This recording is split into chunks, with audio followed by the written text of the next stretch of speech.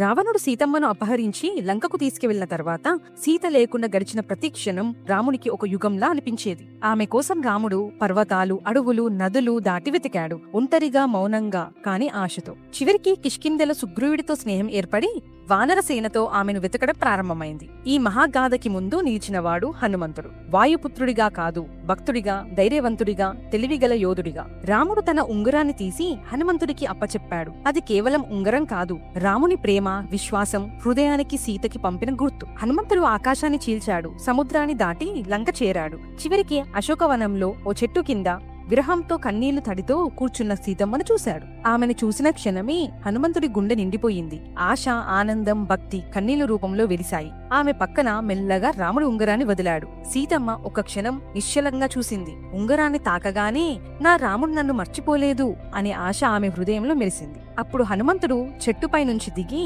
సీతమ్మ, నేను రాముడి దూతను, ధైర్యంగా ఉండండి అంటూ ఓదార్చాడు. ఆ మాటలకు ఆమె గుండెలో వెలుగు కలిగించింది. ఆశలు మళ్లీ మొలిచాయి, విశ్వాసం మళ్లీ నిలిచింది. ఆ క్షణం నుంచే రామాయణం ఒక యుద్ధగాథగా కాదు, ప్రేమ, భక్తి, ధైర్యానికి ప్రతీకగా మారింది. హనుమంతుడు కేవలం దూతగా కాదు, సీతకి ఆశగా, రాముడికి విశ్వాసంగా నిలిచాడు. ఇలాంటి గొప్ప గాథ మీ మనసును తాకిందా? అయితే ఒక లైక్ కొడుతూ జై హనుమాన్ అని కామెంట్ చేయండి. మరింత భక్తిమయల కథల కోసం వేదాత్రి ఛానల్ ని సబ్స్క్రైబ్ చేయడం మాత్రం మర్చిపోకండి.